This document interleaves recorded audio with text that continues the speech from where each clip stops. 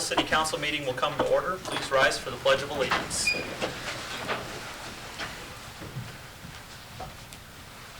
I pledge allegiance to the flag of the United States of America and to the republic for which it stands, one nation, under God, indivisible, with liberty and justice for all.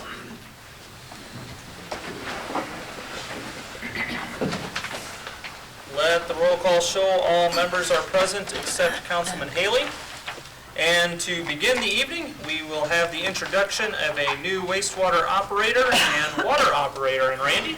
Okay, thank you.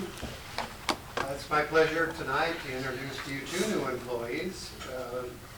The longest tenured one is Paul Kersey, if you'd like to stand up. Wastewater operator, started November 2nd, so he's got a week's experience with us. But we're certainly happy to have Paul here. We appreciate it. And the second employee is Devin Pudens. Devin started today and worked a 9-hour day, so we put him right to work, and we're sure happy to have him here too. Excellent. Well, welcome. We look forward to working with you in the future. We appreciate seeing some new faces here. So, welcome.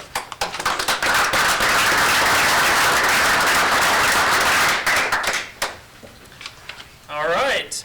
I am going to take the agenda a little out of order tonight so that we can get Chief Schreck off to the fire station.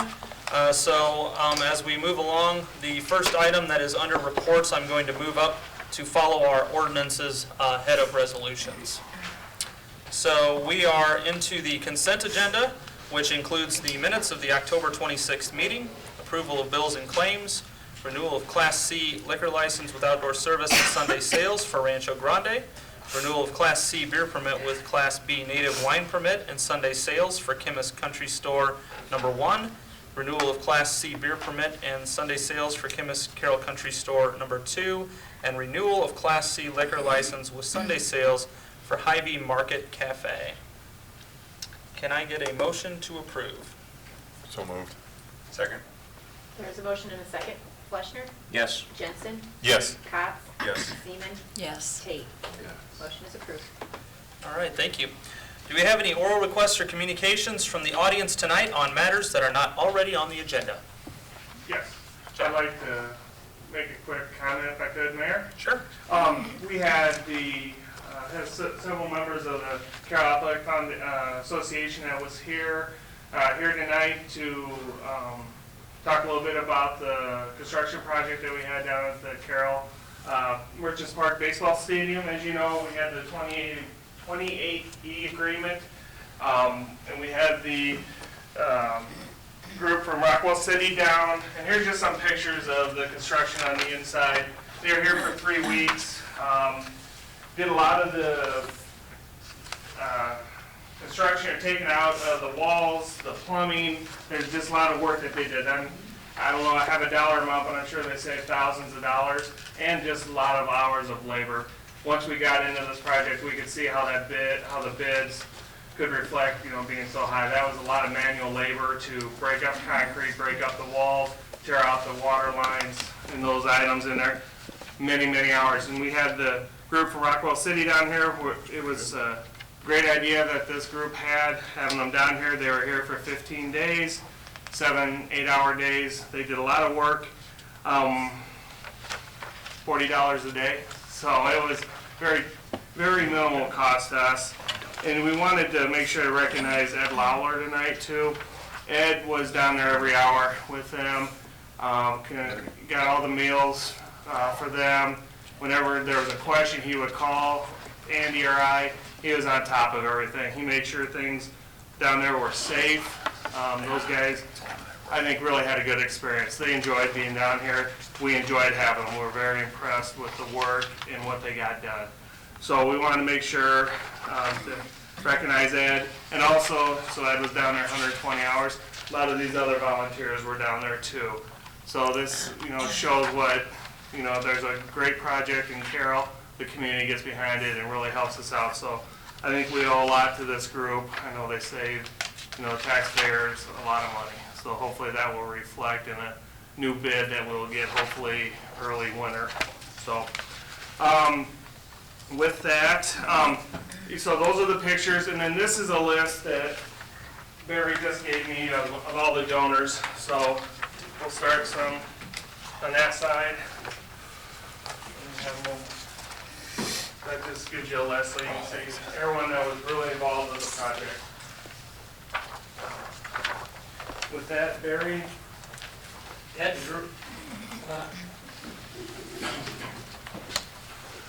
Ed said he hired an attorney to speak for him here tonight.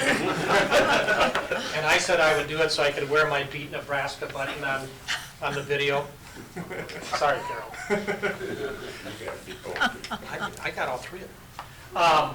Just real quickly, Ed put in 120 hours himself, if not more.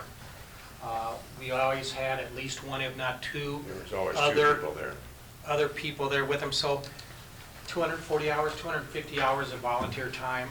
And that list that you have is our first shot at trying to list who pitched in, and everything from meals to snacks to bottled water to pop to compressor to, I don't know, what was that thing called that they dug, like a front end loader type thing that we got, that someone donated? stand behind skid loader. Stand behind skid loader.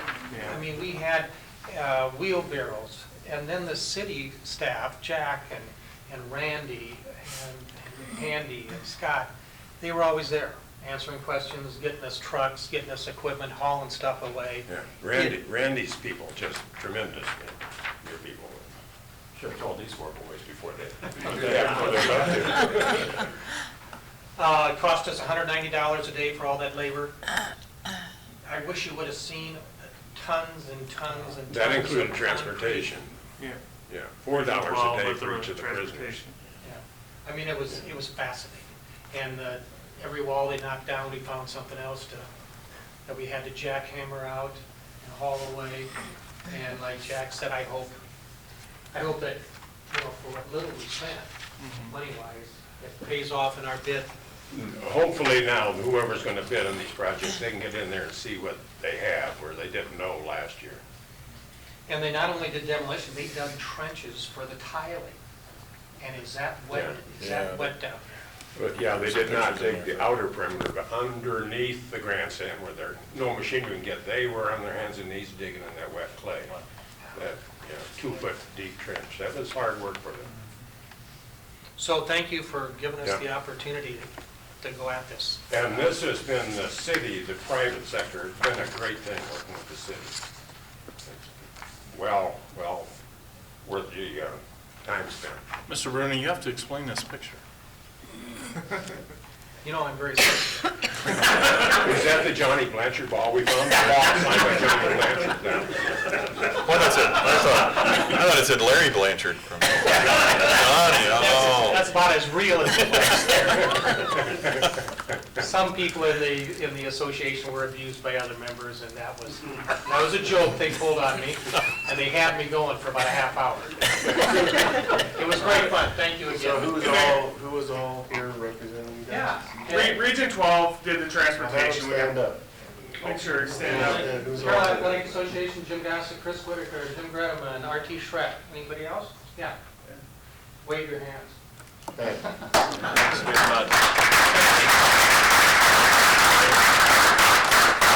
Thank you, guys. Really appreciate it. It's been a fun project. I'm looking forward to everything that you're able to accomplish here this next year. When is that going to go out to bid again? Jack, we anticipate going back out to bid here right after the first of the year. Yes. Well, now that we have some changes to the facility, we need to Shad Hattery will need to go back and redo some plans, take out the walls, take a lot of that construction part out. So they'll have a visit up here, redo the plans, November, December, hopefully early January, we'll go out to bid. That's a prime time to go out for bids on these type of projects. So hopefully we'll get a couple bids this time. One time we had one. Last time we had one, so hopefully we'll have a couple. With construction, April, it's going to be through the baseball season. Schools know it. They are looking at the end product, so they're very willing, and they know that there's going to be some. It's not going to be the best for every game, but they'll accommodate, they'll adapt, and it'll be fine. Good. Okay. Very good. Thank you very much. Anything else under oral requests or communications that are not already on the agenda?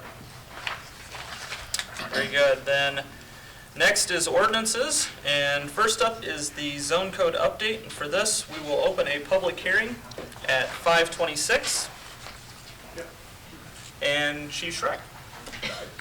Yeah, as council's aware, the Planning and Zoning Commission reviewed the zoning ordinance, went through that and made recommendations for change with you folks, and Chris Whitaker with Region 12 is here. You want to just give a little overview, Chris? No, I was just really prepared to answer any questions. Oh, okay. Thank you, Greg. Okay. For putting me on the spot like All that. right, sorry. Good at that. Yeah. But the notice of public hearing was publicized, and the recommendation is the motion to introduce and approve the first reading of the ordinance. Council may choose to waive all three readings to adopt the zoning ordinance, code of ordinance. So I trust everyone has had a chance to review that, the revised zoning ordinance. We've discussed it. Planning and zoning spent a lot of time, and Chris was very helpful in leading that process. So I'd like to thank Region 12 for all their help and input. I've, as mayor, I really haven't had any negative comments, actually only positive comments from people who just kind of watch these things, and they appreciate the fact that there was forward thoughts given to some of the renewables. In fact, we've got a LEED certified building now here in town that I know that we celebrated a ribbon cutting for this last week, and so I think we're being forward thinking on where we're going with our zoning code. We appreciate all the work you guys did on that. Any other comments or questions? If we haven't had, and you've not had any other comments from the public or anybody? No written or oral communications about anything that was in the updated ordinance. So. Okay. I would introduce a motion then. Like the chief said, we can either do a first reading or, yep, and that's what I just wanted to reiterate where we're headed.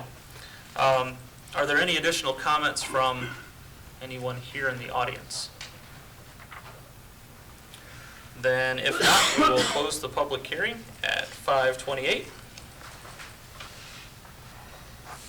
And I'd be looking for a motion to either introduce and waive one or all three readings. I'll move to waive all three readings at this time. Second. There's a motion and a second to waive all three readings. Fleshner, Yes. Seaman, Yes. Pop, Yes. Tate, Yeah. Jensen. Yes. Motion is approved. All right, then I need a motion to adopt the amended zoning code ordinance 2015. Second. There's a motion and a second to adopt. Tate, Yeah. Cox, Yes. Seaman, Yes. Fleshner, Yes. Jensen. Yes. Motion is approved. Very good, thank you very much. This will all be moved on to our codification people, Laura, correct? Yes. And they will review it to see if there's any conflicts and cross-referencing, and they will note those as such. And they'll either come back for you to be reviewed, or they'll just be standard in that they have to be adjusted, such you're not in conflict within your own ordinance book. How long does it take them to upload that to the web page? No, okay. Okay. All right, our second ordinance tonight is the rezoning request, east half of lots 20 and 29, and all of lots 21 through 27 and 28, all in Block 1, Barrels Edition, Carroll, Carroll County, Iowa. And for this, I will open a public hearing at 5:29. And Chief. Okay, the mayor just mentioned the legal description of the property involved, and the request was to rezone that area from R3 PUD to R3 low-density residential. The zoning change request was submitted by John Houghton of Houghton Construction LLC. Houghton Construction LLC is the owner of the described property, which is south of 18th Street and west of High Ridge Road. The Planning and Zoning Commission, by unanimous vote by the members present, recommended City Council approval of the zoning change request for the area described from R3 PUD to R3. And I would also mention that the planning and zoning minutes were in your council packets. The proposed zoning change is consistent with the comprehensive plan, and proof of publication of public hearing for both planning and zoning and city council are on file at the city clerk's office. So with that, I don't know if there's any discussion from the audience. Do we have anybody in the audience here to speak in favor or against? Eric New here for Houghton Construction. I'd be willing to answer any questions, but if there aren't any, I'm not really, I can't say much more than Chief already said. We just want to get it to a position where we could actually make some, or build some small entry-level homes. Excellent. Okay. Any additional questions for Chief or Eric in this case from council? Then we will close the public hearing at 5:31. And do I have a motion? So moved. Second. Would you like to waive 1, 2, or all 3 readings? Let me add, we've had no feedback on this No, whatsoever. no, And I read in that you've already had, given, you contacted everyone in the neighborhood. Yes, All yeah, three. everyone within 200 feet of the property was Right. notified. Okay. And there were no comments. With that, I'll say all 3 readings. Okay, motion to waive all 3? Second. Second, okay. There's a motion to waive all 3 readings. Fleshner? Yes. Jensen? Yes. Seaman? Yes. Tate? Cox? Yes. Motion is approved. We have a motion to adopt. So moved. Second. There's a motion and a second to adopt. Seaman? Yes. Cox? Yes. Tate? Yeah. Jensen? Yes. Fleshner? Yes. Motion is approved.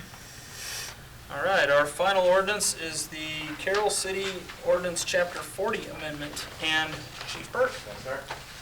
This is going to be an amendment to our current Chapter 40, Section 2, dealing with disorderly conduct in the city.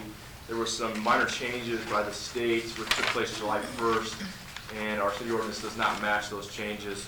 The changes change how the state regards disrespect to a flag, and also the distance allowed for processing at funerals.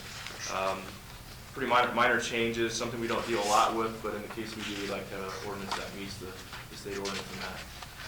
So my recommendation is just to adopt it, or approve the changes to Chapter 40, Section 2. Okay. Any questions or additional comments for Chief Burke this time? The cost for violation, how is that determined? Is that a basic thing in the law, or the $100 in the scheduled fine of $250 for a second? Yeah, it's based on the simple misdemeanor charges for the state. Effectively, I think they can answer better, but the court would have the final say as the amount, up to a certain level. Okay. If there are no other questions, then I need a motion to approve amending Chapter 40, Section 2 of the City of Carroll ordinances. So moved. Would you like to waive 1, 2, or all 3 readings? 3. Second. There's a motion and a second to waive all 3 readings. Cox? Yes. Jensen? Yes. Seaman? Yes. Fleshner? Yes. Tate? Yeah. Motion is approved.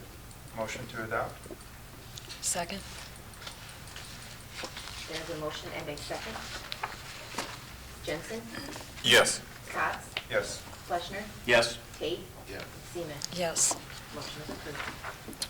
All right, now we will take the first report, and that is the bid opening Bauer Mini Unicus Breathing Air Compressor. And Chief Schreck. Okay, thank you, Mayor.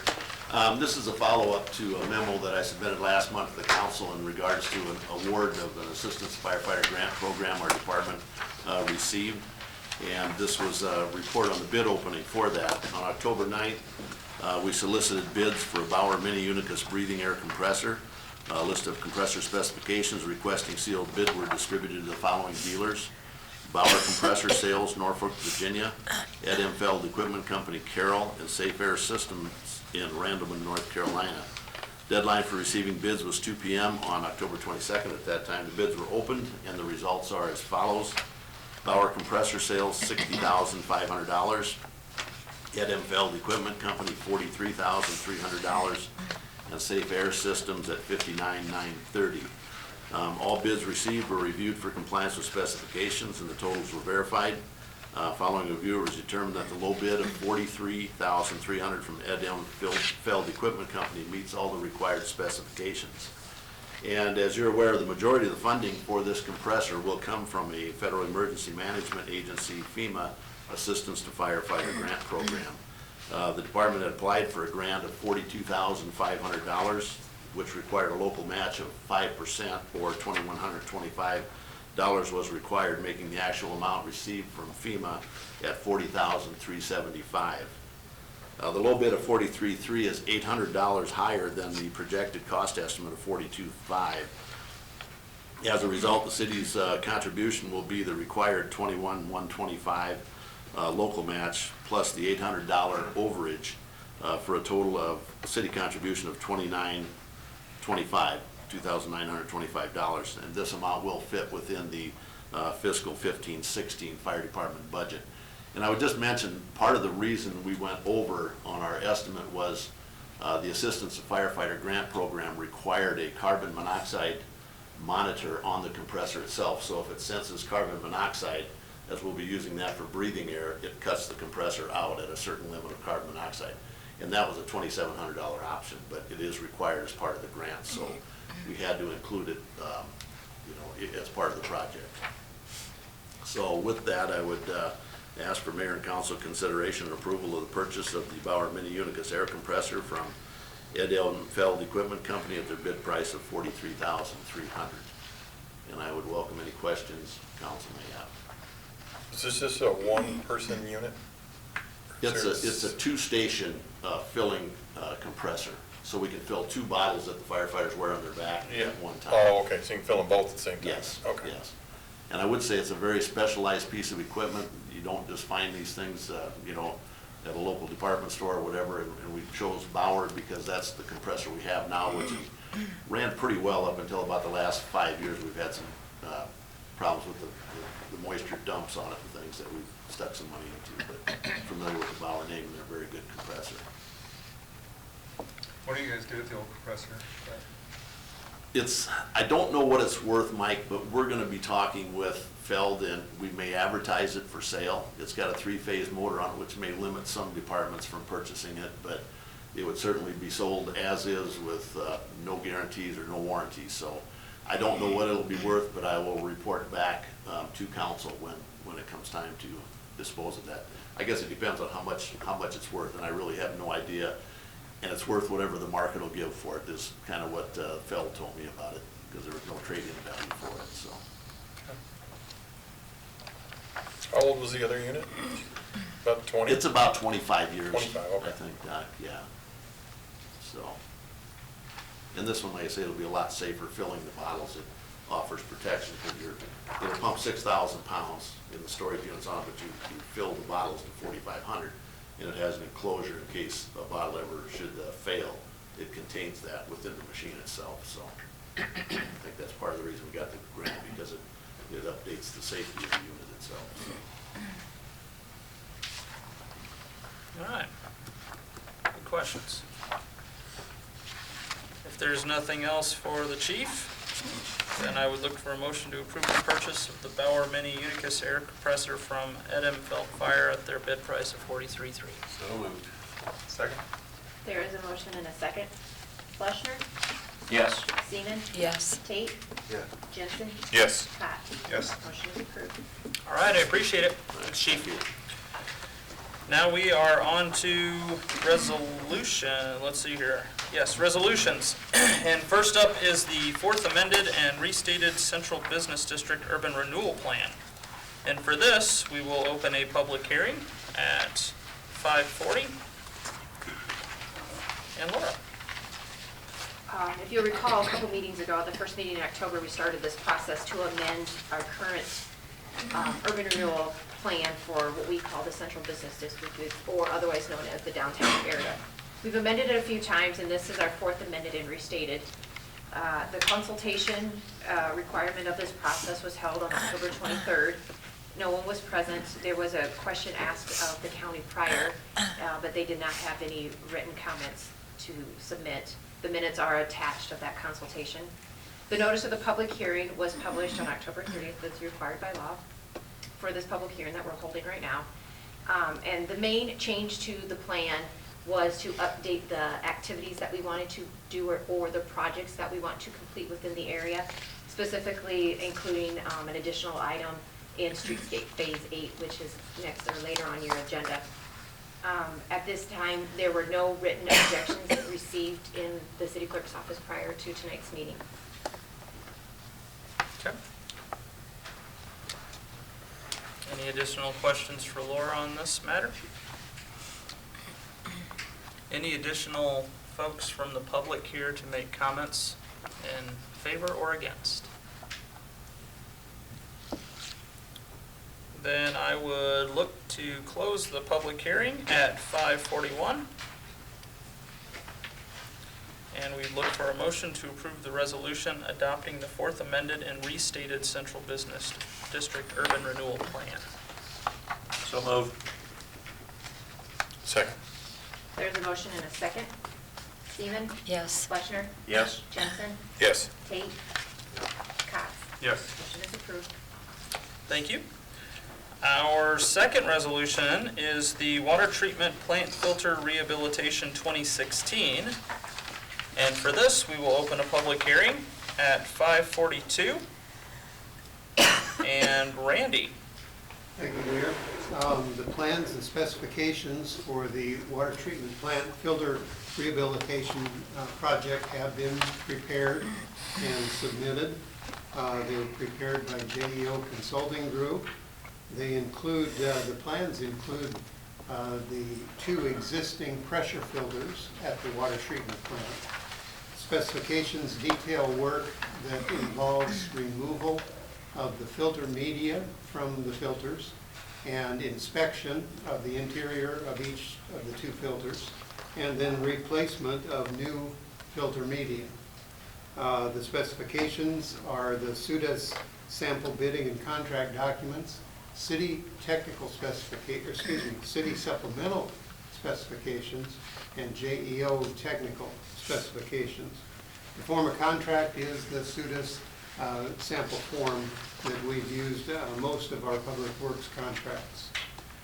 The estimate of cost is detailed in your memorandum and summarized as a base bid that will include the filter media, removal and replacement, the tank condition inspection and report, and replacement of the air wash grid for a total estimated base bid of $321,300.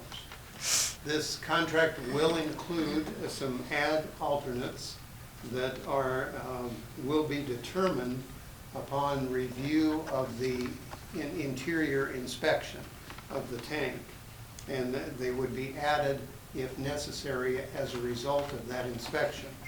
And they'll include replacement of the filter under-drain nozzles, cleaning and coating the interior of the tank, and then some valve and valve actuator replacements for an estimated total, if all add alternates were accepted, of $338,100.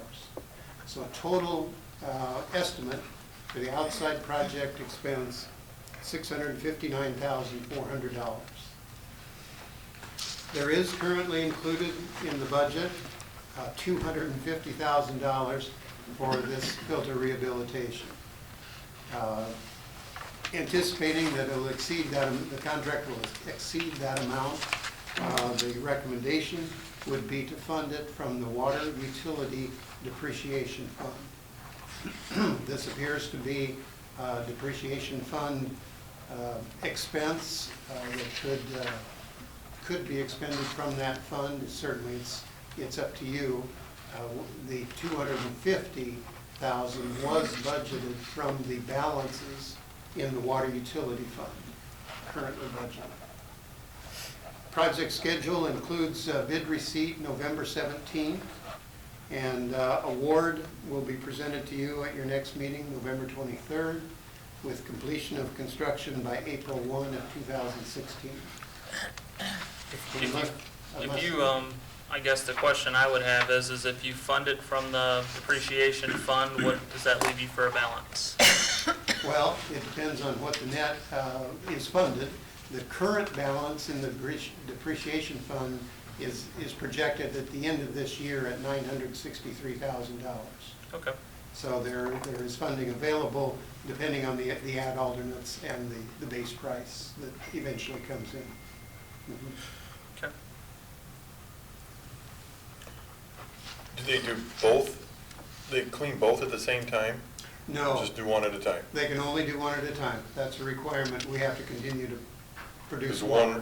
one filter will have to be working Yes. while you're cleaning the other one out. Yep. And this is timed for the winter season when water usage is low, so that we believe that we'll cover water usage just fine with one filter. With one, okay. And I know we covered this in our last discussion of this, but how long, I mean, we haven't done this since we put in the water treatment facility, or how often does this have to be done? This is the question. The water plant is 20 years old. It has not ever been done. Okay. The industry, as we talk to others that have similar type plants, similar filters, have roughly average around 18 years on their replacements. So we believe that, we've gotten pretty much the life out of the filter media in the filters. Okay. Any other questions from council members? Do I have anybody here from the public to speak in favor or against? Then I will close the public hearing at 5:47. And I need a motion to approve the resolution adopting the plans, specifications, form of contract, and estimate of cost for the water treatment plant filter rehabilitation 2016 project. Second. There is a motion and a second. Jensen? Yes. Fleischner? Yes. Tate? Yeah. Cott? Yes. Seaman? Yes. Motion is approved. Thank you. Our third resolution is the downtown streetscape phase 8. And Randy. Okay, thank you, Mayor. Following the consent to add the northeast frontage road to the downtown streetscape phase 8 project, we did negotiate a supplemental professional services agreement with Confluence for that work. The agreement's attached. It does add design services for that, the preparation of the plans and specifications for the northeast frontage road portion of the project, or excuse me, northeast access road, and also increases the fees by $23,540. So the net impact on the contract is a total design contract amount with this supplement of $89,040. Unless there are any questions, I'd recommend approval of the resolution approving the supplemental agreement. Okay. Any additional questions for Randy on this streetscape phase? Then I would look for a motion to approve the resolution approving the supplemental services agreement number 1 with Confluence for the downtown streetscape phase 8 project. So moved. Second. There's a motion and a second. Seaman? Yes. Fleischner? Yes. Jensen? Yes. Cott? Yes. Tate? Motion is approved. Thank you. Our final resolution is the 3rd Street Storm Sewer Improvements 2016 in Randy. Thank you, Mayor. The 3rd Street Storm Sewer Improvement Project is anticipated for construction in 2016.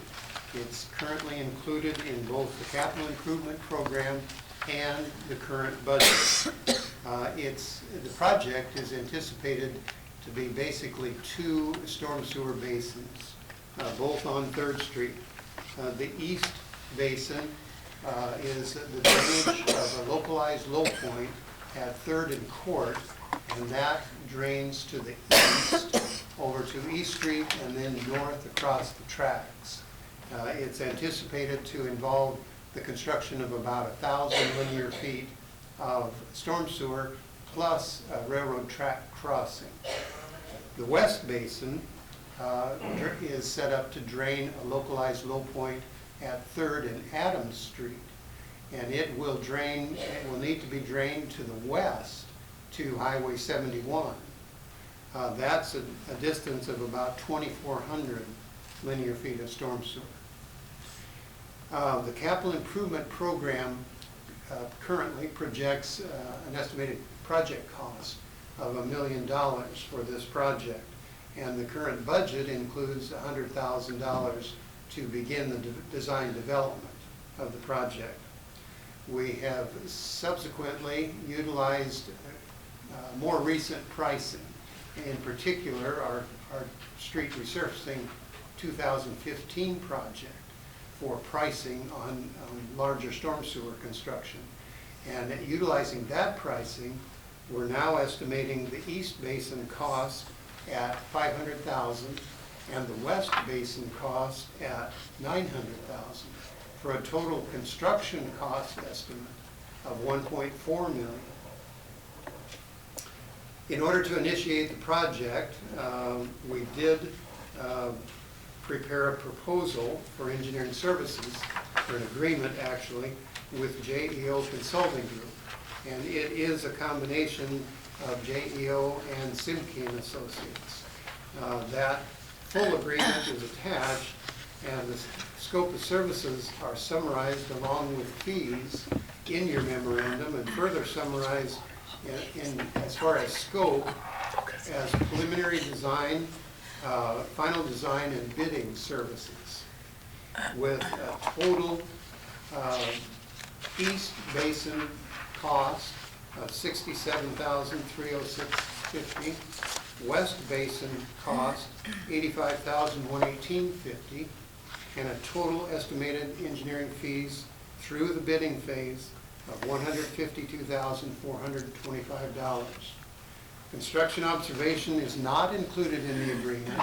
It's anticipated to be handled by city personnel, and then we may need some hourly assistance from JEO if necessary.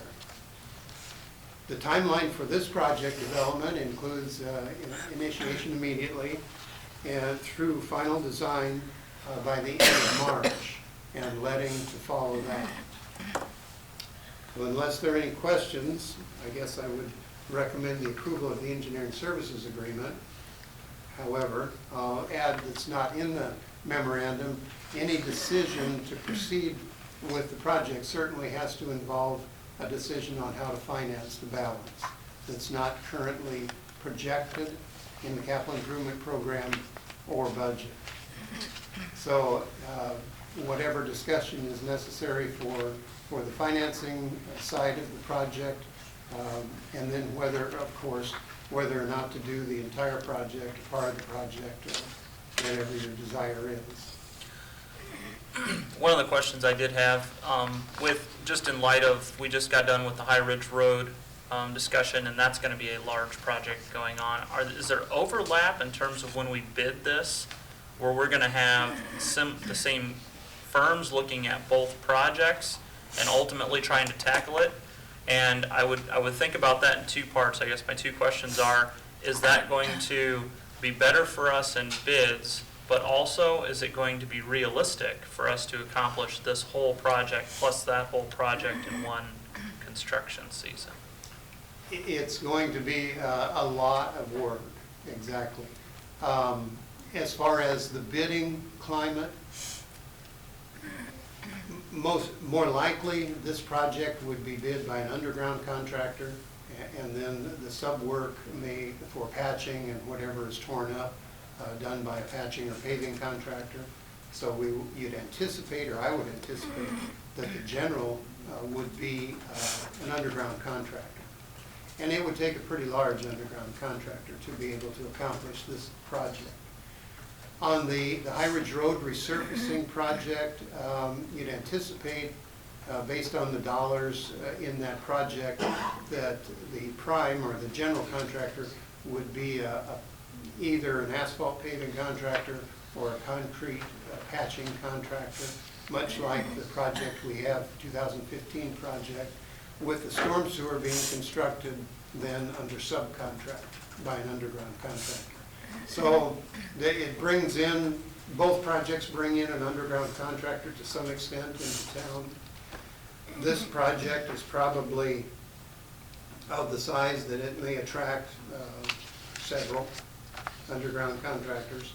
We have experienced well in the past a lot of potential bidding on water main projects that were of a large size. You know, we received bids from contractors in Ames, Des Moines, as well as more local contractors. So it may attract that. The disruption and completion of these large projects will be difficult. Absolutely, it'll be a lot. This project in particular, a lot of impact to business along the 3rd Street corridor. And construction of a storm sewer on that corridor of this size, which may be in the range of 48-inch, if you recall what we had on 3rd Street and the easterly block of 10th Street this year, on a 48-inch storm sewer, just complete destruction of the street and complete no access along the street. You know, when you dig a hole for a 48-inch storm sewer pipe, there's enough dirt to cover the entire street, you know, 5 or 6 feet deep. So the access along here really be impacted, and particularly as far as businesses are concerned, to get a storm sewer like this constructed. Okay. How far west does on 3rd Street, how far west do we go? We'll have to go all the way to Highway 71 to the outlet. To the outlet there, okay. And that outlet is a storm, or a culvert under Highway 71, just north of 3rd Street. Will that need to be replaced also? No. That will be able to handle them? Well, yes, theoretically. I mean, everything has a design storm. And so, does it handle every rainfall? No. No, but will it handle the 48-inch pipe that you're putting in, that volume coming through? That it will. That will do, okay. It's, you know, the DOT design storm for a culvert like that is usually 50-year recurrence interval, 2% chance of being exceeded in any given year. The city's design criteria for a storm sewer like this, is a 2-year design storm, 50% chance of being exceeded in any year. So are we going to solve absolutely all of the water ponding problems at 3rd and Court and 3rd and Adams? No. It'll be better, but there will be a 50% chance of it being exceeded in any given year. So it's not a panacea at $1.4 million, but it is according to the city's design criteria. How far east do you go then? We go east, actually from 3rd and Court, 1 block over Clark, and the block between Clark and East Street is already constructed. That was done as part of a street project a few years ago. So that will be tied into. And then we go north at the city maintenance garage on East Street to the railroad, and then over behind the maintenance garage, we'll have to bore the railroad tracks to the outlet to the south side, which was replaced from there to US 30 and Grant as part of the relief sewer project that we did about 10 years ago. The storm sewer had to be reconstructed, so we reconstructed it large enough. So this would be tied into that, just north of the UP tracks. Okay. Okay. So tonight, you're looking for a motion to approve the design, and then we will be tackling how far we go with the projects as you get information in, or? We can do it, design the entire project, get a better handle on the cost estimate, and then decide if you want to proceed with the entire project and the funding mechanism for the balance of the funding that's not available. Certainly, the funding so far is primarily, well, it's all actually, the $1 million is from the Stormwater Utility Fund. But that, along with a few other projects, exhausts that fund.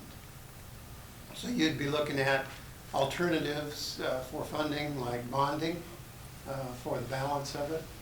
Maybe current projections would be about $550,000. Okay. All right. Any other questions from council members for Randy during this period? I wasn't clear on what changed your estimate to 1 million to 1.4. Okay, we had utilized some time ago an estimate of 1 million for the purposes of capital improvement planning. This year, we received bids in the 2015 street resurfacing project for storm sewer that was similar in size to what we anticipate for this. And they were kind of eye-opening costs. And so we utilized those costs, anticipating that they would be closer to the current market. Randy, it would be fair to say that if we proceed with designing, that would be a commitment from the council to do it sometime. So if you don't want to do one or the other at all, don't approve all of the design work. We're asking you to approve all the design work. But if you don't intend to do one or the other, then don't approve that design work.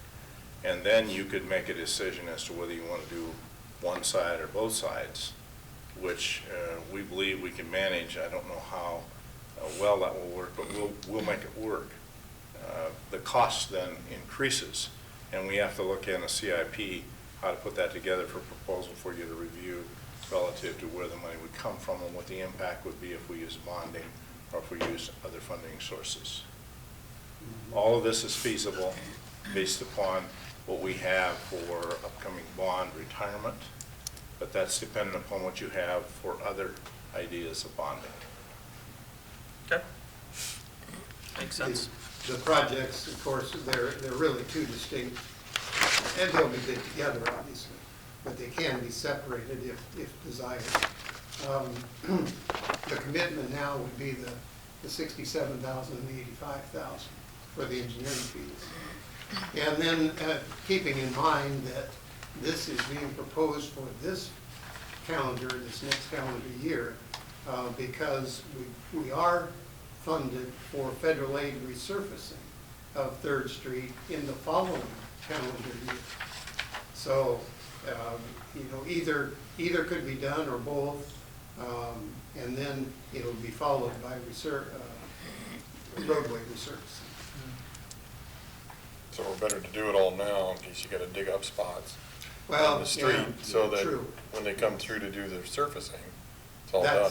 That's why it's proposed in this manner. Correct. It's large project, lots of impact to residents, but proposed because we have the federal aid funding following it. Okay. Then if there's no other questions for Randy, I need a motion to approve the resolution for professional services agreement with JEO Consulting Group for Florida Services for the 3rd Street Storm Sewer Improvement 2016. Second. There is a motion and a second. Tate? Fleischner? Yes. Jensen? Yes. Cox? Yes. Seaman? Yes. Motion is approved. All right, now we have reports, and our second report tonight is the purchase of electronic control devices, tasers, and Chief Burke. Thanks, Mayor. The department we've done a lot of research on purchasing electronic control devices, which is commonly referred to as taser. There's a couple brands, but that's going to be your primary one, or what's referred to most often.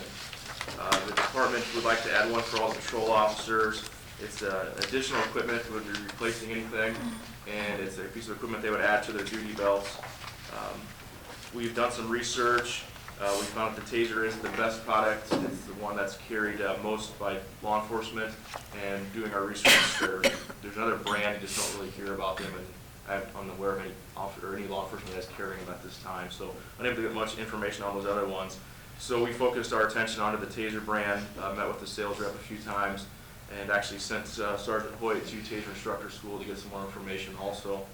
But what we decided is that this Taser X2 would be the best fit for our department. A couple different reasons.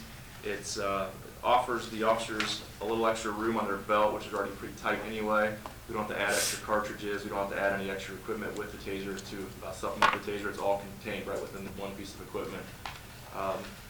The Taser Corporation does not provide many salesmen for this. It's pretty area specific, and Taser is currently sold by a company in St. Louis called Edward Safety Products, and they have the market for all of Iowa, and I'm assuming some other places also. Our salesman's out of Nebraska, so I'm assuming Nebraska also. But with that, we're not able to go to bid with this, but the state has created a bidding type process, and which is allowed, or we're allowed to use that also through the Iowa Department of Administrative Services. That agency did a bid company with Edward for the Taser, and so Edward was given the bid through the state, and we're looking for the council to waive our purchasing policy and possibly accept the state purchasing policy to make this purchase also. I'm not a real professional on the Tasers, that's why I got Sergeant Hoyt up here. He's went through school, so I'd like you guys, if you have any questions, concerns, go ahead and ask, and we'll see if we can answer them for you. If there is none, my recommendation would be to waive our purchasing policy and partially approve the state's purchasing agreement with Edward, and make the purchase of the Tasers with the additional equipment needed for training, holsters, batteries, as seen in the quote that was with the memo, an amount of $17,138.15. But if you have any questions, please feel free to ask us. We'll try to answer them if you can. You need one right-hand holster. We have one left-handed officer on the department. And so Now, if you have another left-handed officer, you'll have to purchase just the holster. just the holster part, not, okay. Yep, the weapon is, you can use it, it can be used with either hand, but the holsters are specific on the way they sit on your belt. You'd have to purchase a different holster for a different officer.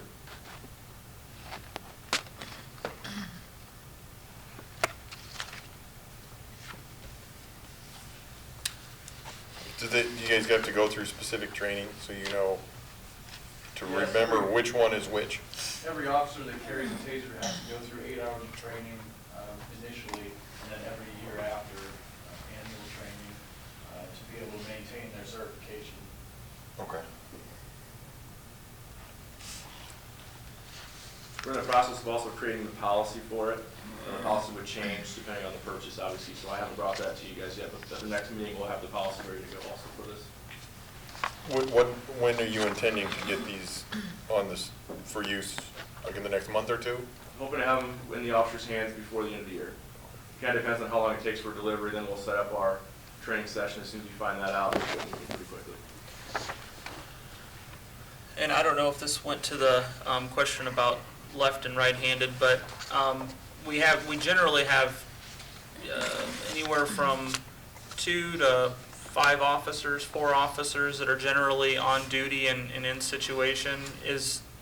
Do we purchase 13 of them just so that, because we don't have another place for people to just store them and check them out, or I know that everybody has to have their own firearm, but with the Tasers, is there any chance that you just look to only have 5 or 6 of them on hand, since It's pretty similar to your firearm in that each one is assigned to an officer, and I think Sergeant may be able to get some more information, but it has a computer chip inside, and each officer is assigned to a certain electronic control device. So when that device is fired, it indicates that officer, whoever is assigned to it, is the one that used the weapon, shows the timestamps, it dates everything, and then we're able to access that for a full report. So my recommendation was to have everybody allowed to have one. Okay. Also, this makes each officer responsible. There's no damage that occurs. If one officer has damage, to pass it to another, it doesn't work for that officer. So every officer would be aware of any issues that are with their weapon, and we can make changes or repairs as we need to. makes sense? Once these are purchased, What's their life expectancy? I mean, is this something we have to repurchase every year or two, or is it a longer lasting device? They recommend approximately 6 years out, looking at replacing only minimal components within the TASER. It's actually an electronic device like a cell phone, so there are downloads that download and update the software within them each month. The battery pack carries most of the internal part of the taser, from my understanding. And the battery, if it does wear out, we just replace it. It's not rechargeable. So our cost would come from replacing batteries. I think they said about every 3 years for a battery. And those are, again, pretty minimal. I think the battery's right around $60. So if one of the units is down, do you have a spare? We do not. We'll probably just have the officers go without it until we get it repaired and then reissue it back out once we get it back from service.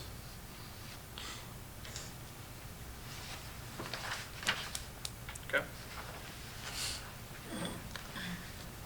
Any other questions? Well, yeah, just one, if there's software involved, I don't see this on here, is there an ongoing maintenance fee or something that we have to pay? No, there's not. No, okay. It's all through TASER International. It's simply a download kit that you purchase at the very beginning, and most likely I or somebody would be involved in taking each TASER and plugging that in and downloading it each month. And that'll be in your policies, who's doing it? Yes. As the TASER instructor, Sergeant Hoyt can be the one that will be responsible for ensuring the maintenance on them every month. Okay.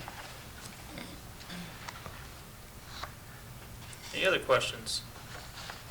Sergeant Hoyt, is there certain parts of that you could service if one of those goes down? Or is that something you always have to just, no? TASER recommends always sending anything in. Okay. Essentially, I can diagnose minor issues that may arise, but they recommend sending them in automatically. Okay. One thing too is that the Sheriff's Department's had them for about 8 years, and they've had very little issues with them, so the dependability on them is pretty high. State Patrol also has them, and I have the troopers in our area have never made a complaint about them breaking or having any issues that I'm aware of. It's the same one they're using then? It's the same brand, it's a different model. Where the models are changed over the last year or two. I think the models have improved and changed. Okay. All right. Then if there's no other questions, I would look for a motion to approve use of state bid for consideration for the proposal and approval to purchase TASER X2s and required equipment from Ed Rohr Safety Products in the amount of $17,138.15. So moved. Second. There is a motion and a second. Pat? Yes. Dave? Yes. Jensen? Yes. Seaman? Yes. Fleischner? Yes. Motion approved. Thank you guys for your research on this. We appreciate having an instructor here as well. I think that will do us well. Thank you. Our third report is the City Hall lighting project, waive purchasing policy number 501, and Laura. After last council meeting and council took a look at and approved updating the lighting at the rec center, we had Andy take a look at the lighting at City Hall. And it was determined that there are many light bulbs and fixtures that could be a part of the Mid-American Energy 70% rebate program that's going on right now. After a rough estimate and count of the number of lights, it's estimated that the cost of the materials could be up to about $11,300. And with a 70% rebate from Mid-American, which would roughly be around $7,900, we would anticipate that once the rec center is complete, then city staff would move to City Hall to do the upgrades, and so the city net cost would be roughly $3,400. And that amount can be further reduced as it is anticipated that city staff would install the new lights, which labor costs are also eligible for the rebate program. It's currently not it's not a budgeted item and will be presented in the budget amendment that's next on the agenda. So, as mentioned at the last meeting, lower wattage usage, that these should pay themselves back, and we should see some cost savings throughout the life of the light bulb. So, if there are no questions, the recommendation is to waive the purchasing policy to allow city staff to purchase the light bulbs and fixtures from a local business up to $11,300 to replace light bulbs and fixtures here at City Hall. If I remember right, Laura, this is time sensitive too, it's gotta be done. Yes, that is correct. We've gone through, just so you know, the hallway at the rec center, it makes a big difference. It's a lot better lighting. It's more white, it's more crisp. It's a lot, very much, it's a good project. Okay. If there's no other questions, we're familiar with this. I'd entertain a motion. So moved. Second. There's a motion and a second. Tate? Yeah. Seaman? Yes. Fleischner? Yes. Jensen? Yes. Cox? Yes. Motion is approved. All right, our final report is to set a public hearing date for fiscal 15-16 budget amendment number 1. And Laura. Yes, this is to set the public hearing date for the next council meeting, and I would get the publication into the paper as soon as possible. The main reason we typically do a budget amendment in the fall is when we put together the budget for fiscal 16, we've been working on this, or we had set this budget over a year ago. Or we'd worked on it about a year ago. So a lot of things can change. For instance, we have a number of projects that were not complete as of the end of June that council had already started, or we had already started the projects but just were not complete. And there are a number of items listed in this as well, as we just discussed, of projects that have come about because of rebate program, or there's been a number of rec center analysis and assessments that have been approved by council to go through and do some updates maybe at the rec center. So I will not go item by item on what's been listed in the memo for the different items, but the main things are carryover, what I call the carryover projects for things not completed as of June 30, as well as projects that have been approved that were not originally in the budget. So I will let that up to council to decide if you have some questions. Otherwise, the recommendation is to set our public hearing date for the next council meeting on Monday, November 23rd. Okay. If we don't have any other questions, I'd look for a motion to set Monday, November 23rd as the date for a public hearing for the fiscal 15-16 budget amendment number 1. So moved. Second. There is a motion and a second. Tate? Fleischner? Yes. Cox? Yes. Seaman? Yes. Jensen? Yes. Motion is approved. Thank you very much. I trust everyone has read the committee reports. The mayor would just like to thank all those members of City Council for your service and thank all those willing to run for local office. I'd like to thank all those that got out and vote for our elected officials, and I hope to see Carroll continue to push for increased voter turnout among all ages and segments of our community. I want to thank the St. Lawrence 7th grade class for the opportunity to come and speak to you as you prepare your essays for the Iowa League of Cities If I Were Mayor contest. I really enjoy the time speaking and educating the students in local government and the importance of volunteerism, and look forward to seeing your work and the things you accomplish in the coming years. I will be in Des Moines tomorrow for the Iowa League of Cities to work on establishing legislative policies that affect our community in preparation for the 2016 session. Thank you to our committee of volunteers and elected officials for your time and commitment and excitement to the future rec center pool. I look forward to seeing some great ideas come forward from the committee that are good for all ages and improvements for our growing regional swim team. I'd like to encourage our elected officials to make sure to look for announcements on our next Carroll County Roundtable. This is an excellent opportunity to get together with our supervisors and other city elected officials to discuss challenges and opportunities in the region and to really foster dialogue among all agencies throughout the county. Veterans Day is Wednesday the 11th, and I'd just like to encourage everyone to thank those veterans and veteran families in your life for the freedoms that we enjoy each and every day. We're blessed to live with safe and security in the United States of America, and it's because of the sacrifices of our veterans here and abroad. Many of our veterans remain very active working or volunteering in our communities when their services to the military are done, and for this we are extremely thankful. Any final comments from City Council members? Then I look for a motion. Motion to adjourn. Second. Seaman? Yes. Tate? Fleischner? Yes. Cox? Yes. Jensen? Yes. We are adjourned.